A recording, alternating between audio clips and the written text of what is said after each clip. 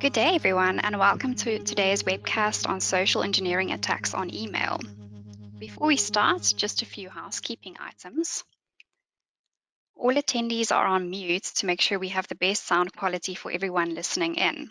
But please feel free to use the question panel to ask your questions, and we'll try our best to get to most of your questions today. If not, we'll follow up after the webcast. Please also use the question panel if you're experiencing any audio or video issues, and our team working here in the back end will help solve that for you. Note that the session is being recorded and the recording will be distributed after. So if you're unable to attend the entire session, we will be distributing a recording.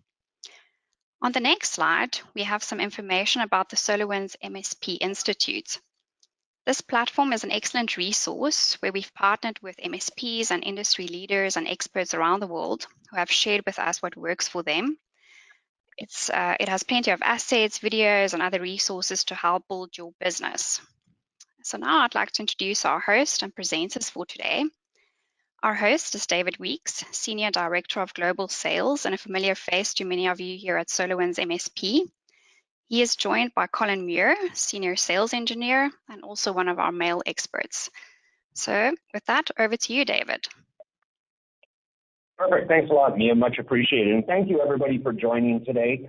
I know how hard it is to take time out of your busy days, and we really appreciate all of you doing that. We've got a pretty jam-packed agenda here today, but I think it's a lot of really relevant and pertinent information. We're going to talk a little bit about some of those social engineering techniques that we see, namely around email, of course, knowing that that's one of the most common areas of exploitation that we see. As well, some of those prevention tips that you can look at to obviously protect your customers and start to put those into practice. And then looking at best practices using the MailAssure solution, which Colin's going to take everybody through a demo and also talk to some of those attacks that we see. Just a little note, I'm coming to you live from Cape Town, South Africa, which is fun.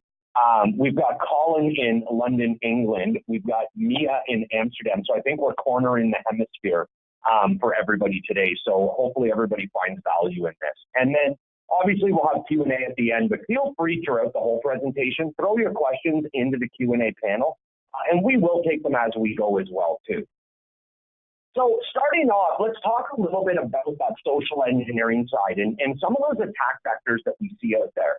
And what we understand is that when the bad guys and the hackers are looking to get and infiltrate into a business, an organization, or a user in some cases, they obviously rely on the human interacting with them in some format to open that door. And that really manipulation is what they're using to try and gain that access. And with that, they're obviously trying to find a way to take something.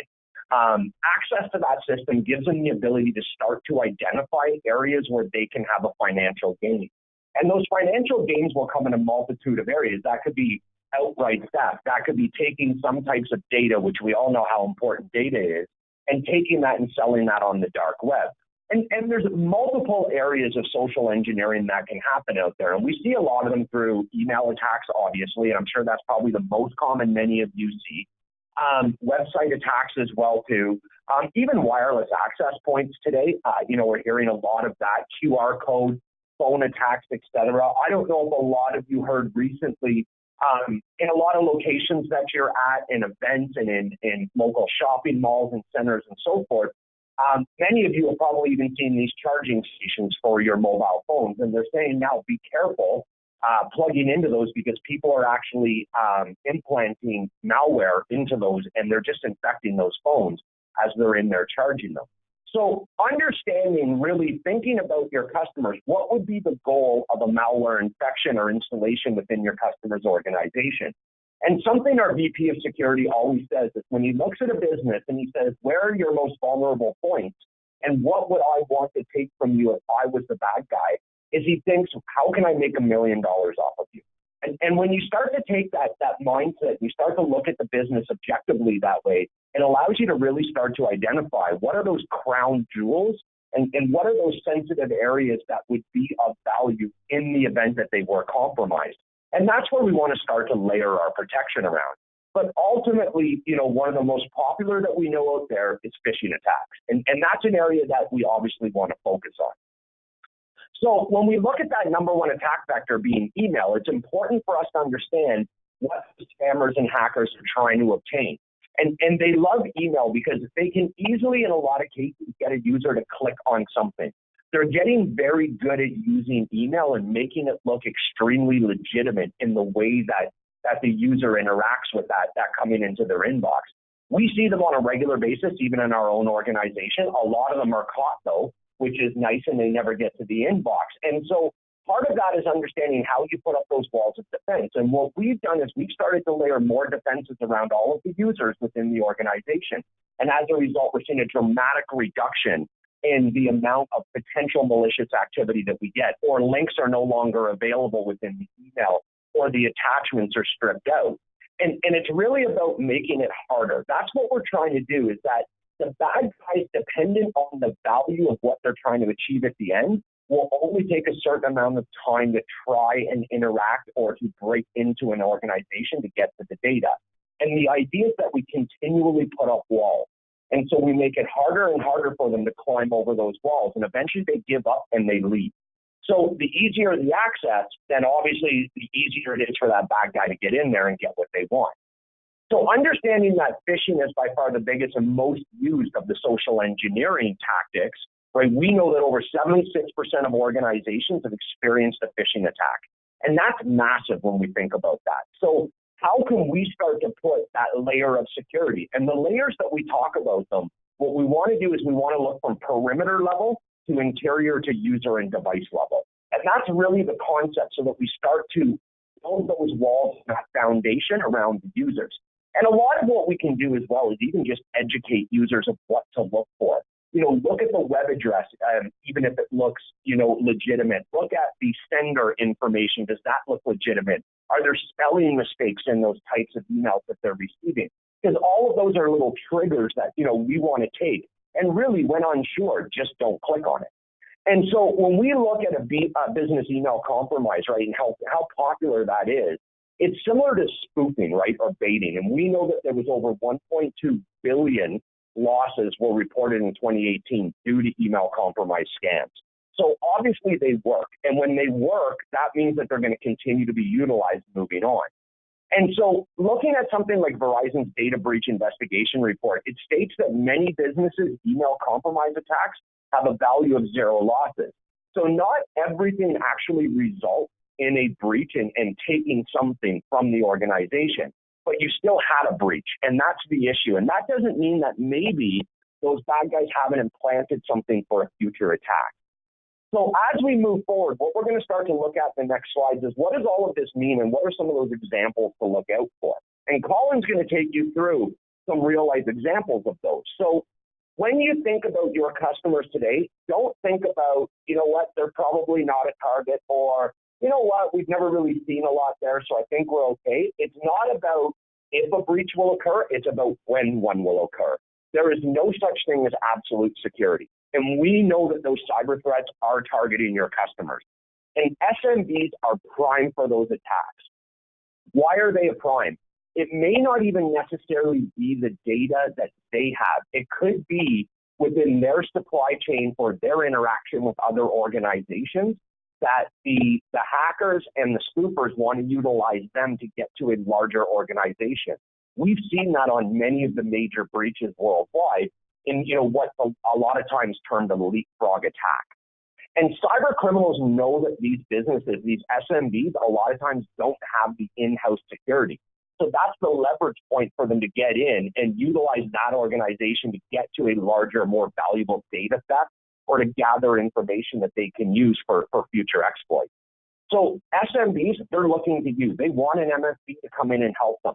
Business owners are awake at night wondering, could it be me? What would that compromise mean? Would that even be an extinction event for my business if, for instance, all of my client data was stolen, or my client's financial data if I happen to store that as well too?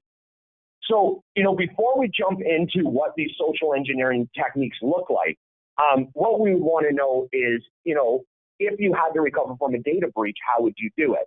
So let's take a look first at a poll question. And what we'd like to do is ask all of you, how have any of you or any of your customers had to recover from a data breach?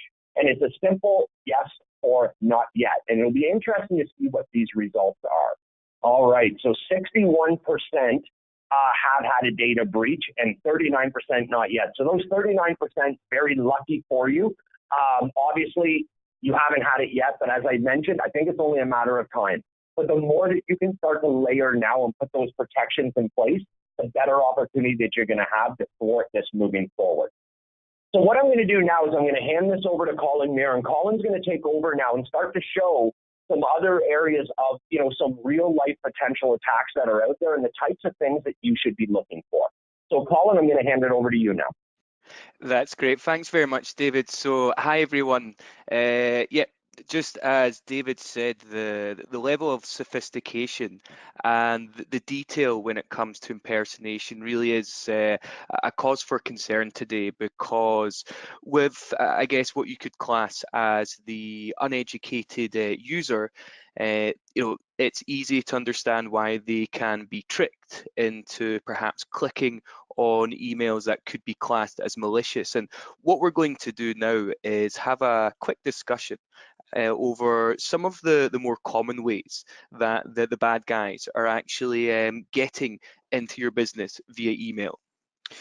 So first of all, one of the most common ways of business compromise with email is phishing emails. Phishing emails, they are where you will receive an email. It's actually, as mentioned, a bad guy that's disguising themselves as a trustworthy entity.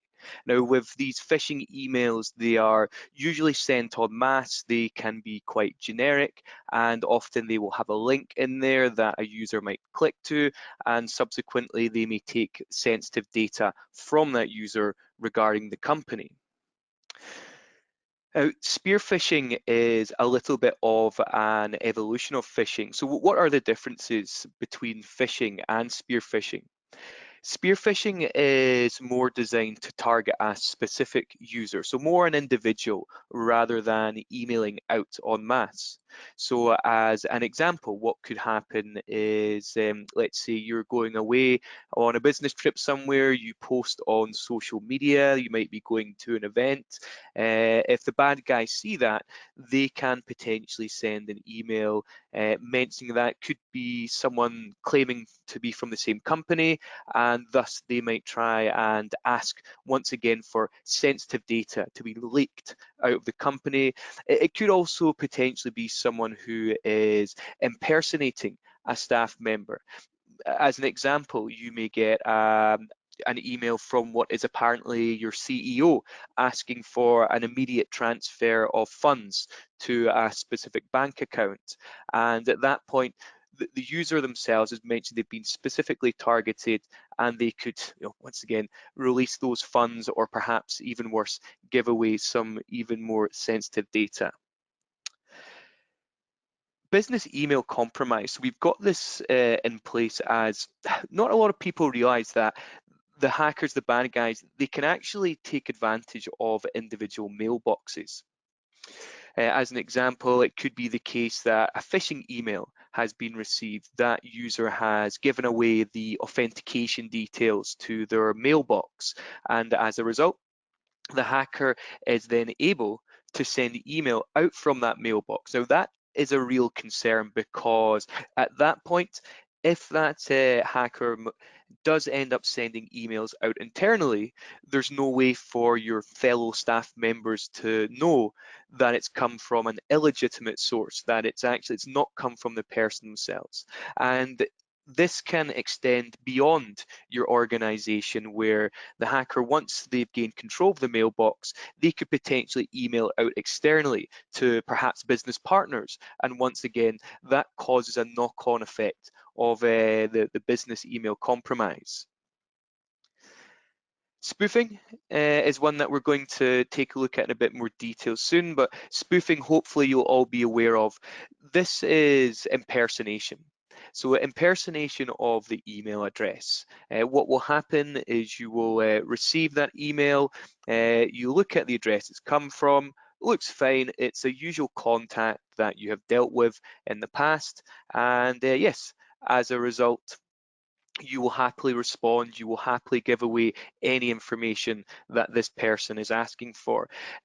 As mentioned, spoofing's a really, really common one, and we'll detail about just really things to look out for when it comes to spoofing. I'm just going to jump on to display name spoofing as well, because yes, email addresses themselves can be spoofed, but the actual display name, so normally where you will see the first name and the last name for someone in an email, that can be also modified as well. It's actually relatively easy to do that. So when you are receiving these emails, just double check both the email address as well as the display name that it's come from. And the last one I want to mention is baiting. So what is baiting? Once again, this is another scenario where the bad guys are tricking the user into perhaps going into a link, into a website. It might be the case that what they're doing is they're offering something for free in that email. It could be a free download, some software, it could be music. The user who's unaware clicks on that, they will get a download. That download will actually be malware, which could then have repercussions not only to that user's mailbox, but to the organization as a whole. So as I mentioned, let's just jump on from there. And what we're going to look at is the phishing emails in a bit more detail. So often they'll come from, you'll find a lot as examples, PayPal, banks as well. Anything to do with the finance industry is very common. What I would say is have a look at the email addresses that they come from. This is a key indicator as to whether the email is real or not. I mean, true story here, my wife actually received an email recently, and it was from our local tax authority, and they mentioned that she was due for a reimbursement of some tax and to click on a link. So thankfully at that point, my wife, I think she was more excited to tell me she just got some money, but thankfully she did at the time, because I said, give me that laptop right now.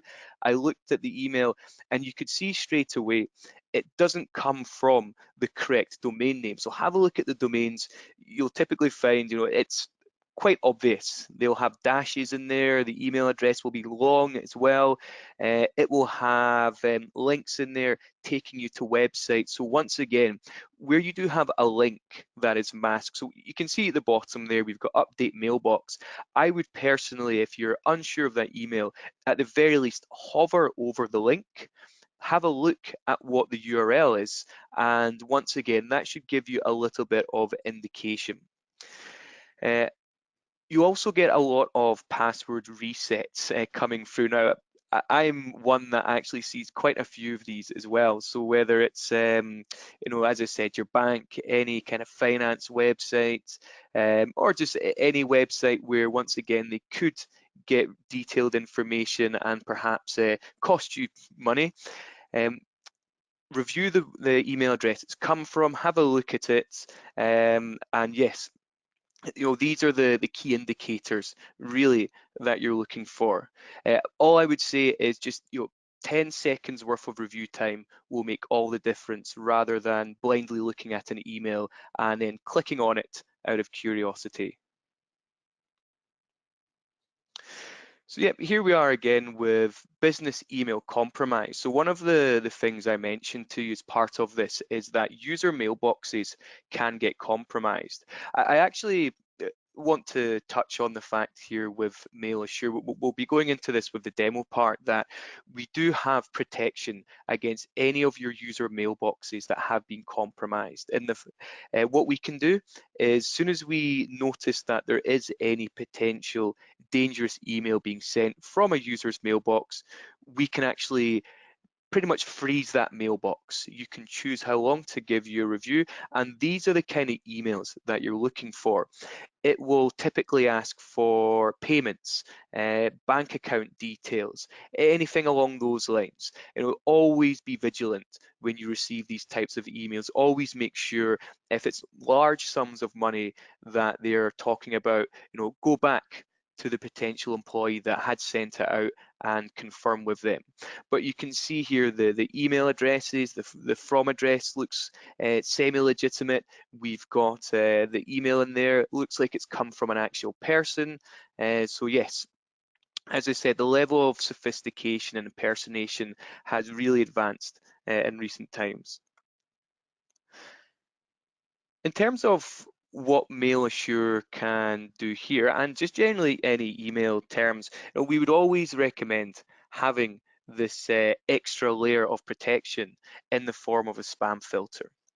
So what a spam filter will allow you to do, it actually stops any email before it hits your organization. That means there's no dangerous viruses, there's no links that could have been sent to your staff members that once again could cause havoc in your organization. On top of that, with the ability to have a cloud-based mail filtering solution, you actually give your end users the chance to review emails from the safety of an online quarantine. Once again, what we're seeing at that point is the email itself has been captured, it's not being downloaded onto that local device, so there's no viruses that could potentially spread, there's no dangerous email or phishing emails that the user could then click on, and yes, then you're in a bit of trouble at that point. Impersonation detection. So there's three, I guess you could class three sort of levels to the impersonation detection protection, and those are SPF, DKIM, and DMARC.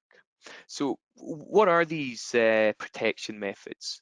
Well, they generally use DNS for this. So what SPF does, think of it whenever you receive an email, what SPF will do is it will check where that email came from. That would be typically an IP address. And from there, it would confirm if that IP address is an authentic one, if that is indeed an IP address for the sending user. We've got DKIM as well. So with regards to DKIM, this is where we actually append an email, put in a little bit of a signature. Now, in fact, what I'm going to do, I'm actually going to see if I can show you this in action, because I actually have an email with some headers in place. So for those of you who are quite technical with your email, you'll hopefully know these are email headers. This is actually just one single email that I've sent with a single link in it to myself, but I've highlighted the part here where the DKIM comes in. So if anyone's not familiar with email headers, think of it as just logs for the email. It will tell you when an email was sent, received, it will tell you all of the background checks, including DKIM and any of the other security checks. So this, in effect, is like a private key that we've had appended to the email in the background. When the person receiving the email gets it, they can then do a DKIM check. Once again, it's just saying this signature that's on the email, is this one that is linked back to the original company? And from here, what we can see is that the DKIM signature was verified. So it's sort of like signature-based authentication is the best way to think about it. And just whilst we're talking about these different methods, I want to talk about the SPF checking. Because I mentioned with SPF, what actually happens, you define a list of IP addresses for your organization. So as SolarWinds, we've got all of these IP addresses listed as authentic ones, they're authorized. Whenever someone from SolarWinds emails out to anywhere in the world, what will happen is the person receiving the email will say, right, I've got the IP address this email was sent from. Does it exist in the list of authorized IP addresses from SolarWinds? Great, it does. Then let's allow that email through the system. And just jumping back in, DMARC, in all honesty, is a combination of SPF and DKIM. So it's not necessarily bringing anything new in terms of the protection, but what that gives you is a better level of control. DMARC will fail if both SPF and DKIM checks fail. Now, the benefit of DMARC is you can dictate how that message is then handled. So is it rejected? Is it accepted? Is some other form of action then taken on it as well? So these are what I would describe as 3 of your key forms of impersonation detection and should help massively reduce the amount of spoofing that you see in your organization and the amount of spoofed emails that you personally receive. There's also custom filtering rules as well. So what you can do is you can be very specific about the data that you're targeting in an email. It could be the from address or the sender address. And you might be thinking, okay, well, what's the difference between the from and the sender address? Remember when we were talking about display name spoofing and normal spoofing? It's essentially a case of you can block emails or senders at any level of the email. You could target custom words in the body of the message. So if you are seeing a common phishing email coming in over and over again, look for that pattern of data. Choose to block it from there. You can also block based on countries, on regions, on attachments as well. And all of these different rules will once again help minimize the amount of dangerous emails that are actually getting through into your mail environment. And of course, last but definitely not least is education. This is something that I would say is your primary method of reducing spam, of reducing business email compromise. Ultimately, what these bad guys are doing is they're trying to take advantage of your users. So if you can educate them to, as I said, take just a few extra seconds to reread emails when they've received them. If there is anything that could potentially result in that user sending sensitive data or making payments, then yes, once again, just ask them to take a little bit more care, and that should massively help. Okay, so I think we've got a quick poll question. So just with regards to the next question, just like to ask you, which of the following layered security elements are you currently using in your organization? Just as a company, we believe in the layered security approach where you have protection against all types of threats, whether it's local file-based, email, whether it's web-based threats. So yeah, I mean, I'd be curious to find out what everyone's got in place at the moment. So we'll just fire that poll up for you right now. Excellent. Okay, so we've got the results up. So thankfully, great to see that it looks like people are adopting most of the layers of protection. So as I mentioned, I would always recommend having those multiple layers in place. Antivirus, I think, and not surprisingly, is the most common that we have in place here. So yes, as a general recommendation, antivirus for your local file-based threats, mail protection, we've been through all of the reasons for that today. Password management, keep your password stored securely away from perhaps junior techs who may mishandle data. We've got our endpoint protection that could potentially be classed as updating machines, keeping them protected against the latest vulnerabilities, and of course backup, which is, I guess you could class that as the ultimate fail-safe when it comes to security. Is ultimately, if you do have a compromise, you have a way of getting that data back. Okay, so with MailAssure, we have a simple setup process for that. As it's only a cloud-based product, there's no hardware required up front for it. Literally, all you need is access to your DNS records. So you pop into the MailAssure control panel. Once that's done, you set up your mailboxes, your users. You then switch over the DNS to MailAssure, and then it will immediately act as that intermediate point. So before any email gets to your customers, to your users, we will have reviewed it, and we will have passed on what has been deemed as safe and allow you the ability to preview any potentially malicious email from the safety of an online quarantine. And yes, there's a lot of various levels of protection which we'll be running through. And we've recently, for those of you who have been using MailAssure and are not aware, we've recently included the ability to block macro attachments as now, which was a very heavily requested feature for the product. Right, so we've been through some of the slides. What I guess we're going to do now is jump into MailAssure, and let's talk about the levels of protection, the controls that you actually have within that solution. So if I pop back into here, and yes, we will just have a quick run through of what we've got for inbound filtering controls and outbound. So I want to maybe mention as a first course of action, the SPF, DKIM, and DMARC. Now, a lot of you probably would have looked at that and thought, well, you know, maybe it's not the easiest to understand. I'm not sure how I would set that up. The great news is we make it very, very easy to set up. So if I pop down into my incoming settings, and we'll have a look at our filtering area. It's just check boxes. That is literally all you need to do. So MailAssure out of the box will have SPF. It will look at those IP addresses emails come from. It will check any of the signatures hidden away in the email headers. It will do the DMARC checking, so including both SPF and DKIM.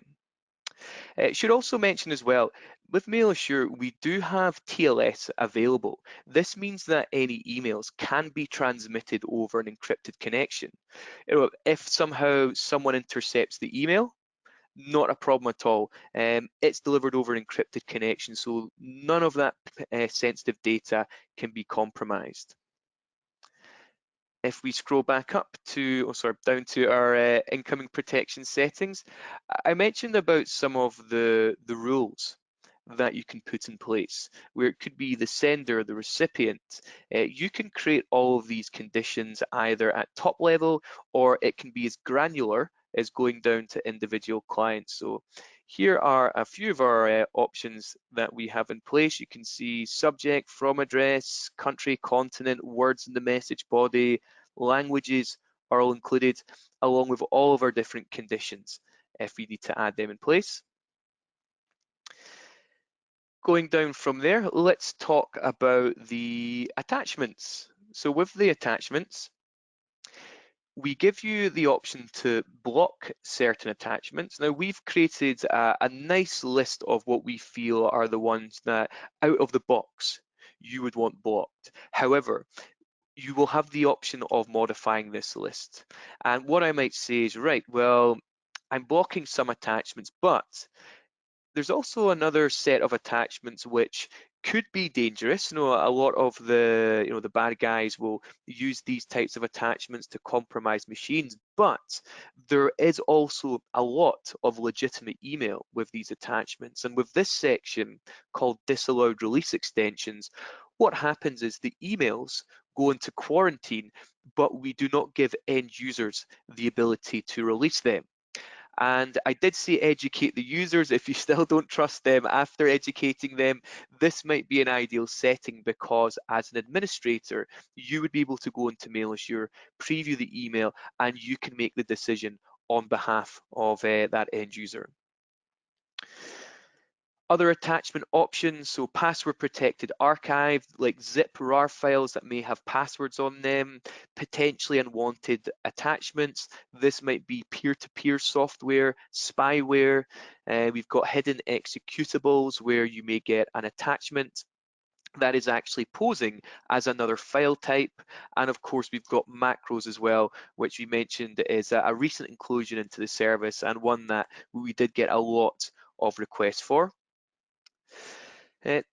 Not only does the danger come from the attachments, though, there's also links in emails. So we've mentioned about phishing emails as an example. And one thing that I'll mention is we actually have a large database of phishing URLs in the background. So that out of the box is set up. But any links that lead to a download, you can choose to have those downloaded, and MailAssure, as you can see here, will scan them for viruses and malware. So once again, feel free to edit this custom group of extensions for any potentially dangerous software. Last thing that I'll mention with regards to outgoing really is the DKIM. So yes, you've got an option for any email coming in if you can authenticate using that company's DKIM signature, but we also allow you to generate a DKIM signature for your own email. That means when you send email outbound, any other recipients can then do a quick check on your DKIM records, and it's very, very straightforward and easy to set up in MailAssure. I have, having spoken to a few customers in the past, I know there's other solutions where this can be quite an arduous task, but in here you can just type in, whatever your DKIM selector is. We'll then generate the DNS key. You put that in place on your DNS records, and we'll store the private key at our side. So yes, those are some of the key controls that we have with the filter settings. Of course, you can change how strict the spam filter is on top of that. So giving you the ability to set this up on a domain per domain basis. Right, so I think now that's our demo pretty much done. So I just want to see if there's any questions in the chat. So I'm not sure, Mia, is there any questions that you've had come through so far for us? Yes, thanks, Colin, for that. We had a few questions. Most got answered in the questions panel. So I'll just focus on two of them. The first one was if we will have any handouts available after the session. So I can actually take that one. We will be distributing a recording of this session in a few days from now, but we also have plenty of other assets related to social engineering. So if anyone's interested in any of those assets, I'd like you just to indicate that in the question panel, just type contact and we can get in touch with you. And then the other one was related to SPF, DKIM, and DMARC. And you've already covered that in your demo, but just repeat on that again if those are supported by MailAssure and if it's included. Yeah, absolutely. So, the good thing about MailAssure is that we try to set it up with all the recommended protection out of the box. Whenever you do add your first domain, we'll automatically have DKIM, SPF, and DMARC turned on. So it should really help you get onboarded a lot quicker. With regards to the outbound that I was showing with DKIM, as mentioned, that requires just a small bit of configuration, which is adding a DNS record, but that's purely optional. In terms of the incoming, it's all set up and ready to go whenever you get your domain set up in MailAssure. Thanks for that, Colin. Yes, that's it. That's all the questions we've had. Thanks. Great. Okay, so just to summarize then for everyone, with MailAssure, this is yet, as mentioned, another layer in our security portfolio. Currently, we can see we're well over 20 million mailboxes and growing as well. The filtering will apply to both inbound and outbound email. So anytime you have the email protection, we will happily filter that. And this works for any mail environment, whether it's Office 365, whether it's Microsoft Exchange, whether it's Lotus Notes Dominoes, or any bespoke mail environments. As it's cloud-based, all you need is control of your DNS. And yes, we have email continuity. It's not something that we've actually dwelled on quite yet, but it's a very important part to mention about MailAssure. If there were ever, let's go through the baiting that we talked about earlier. With baiting, I mentioned that users can be tricked into downloading a file, which could be a virus, malware. If that cripples your customer's network, what happens then? Their business stops. Not with MailAssure. We will actually queue emails for up to 2 weeks. So if we cannot deliver email to your clients, we effectively give them an interim webmail functionality where they can read any email that's queuing on our servers, and we give them the ability to send out brand new email. So in short, there's no end to the business at that point. We'll help you carry on. The interface itself, yep, you'll have multiple levels to it. There is an admin level control panel, which as an MSP you would look after. If you have, let's say, an IT administrator in your customer's organization and they like to get hands-on with the email, you can delegate that level of admin access and put in what restrictions you feel are appropriate. And finally, there's also the end user interface where an end user can preview their log so they can confirm if email was delivered. They will be able to manage their own spam online. As mentioned with the email continuity, they can continue working as well. And if you do end up going for archiving, they can download and restore emails from their archive. And yes, so we've mentioned about compatible with most email services. The only other part I would mention on top of that is we do have, for Office 365 specifically, a plugin where users can use single sign-on. Effectively, they would just click on a MailAssure add-in that is within Outlook, and this can be both the client-based version of Outlook, the web-based version of Outlook, and it will seamlessly log them into their MailAssure control panel where they can run through all of that management. And yes, they will also have the ability to report any spam using this plugin as well. So I think as far as that goes for today's session, I think that's us all done and dusted. What I would say, any questions, please feel free to reach out to us today. If you haven't been using MailAssure and you would like to perhaps take out a trial, give it a quick run, then please just mention it in the chat box, type in there.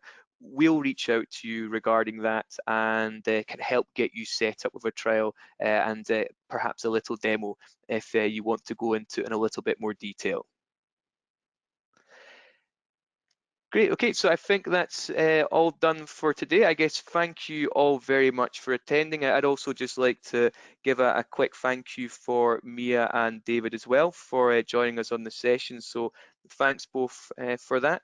And yeah, David, I'm not sure if there's anything else you wanted to say before you popped off, or? No, I think we're good, and Colin, great job on that as well, too, obviously. I just want to thank everybody again for joining. And just to reiterate, remember, this is all about layers of protection. One component of software or process doesn't fix everything. But, as you look to those different layers, it gives confidence not only to your customers, but more importantly to yourselves as service providers, and allows everybody to mitigate that risk. So thank you, everybody, again for joining, and thanks, Colin, for a great demo of the solution as well. Great, excellent. Okay, well, yeah, thanks again, everyone. Take care and have a great day.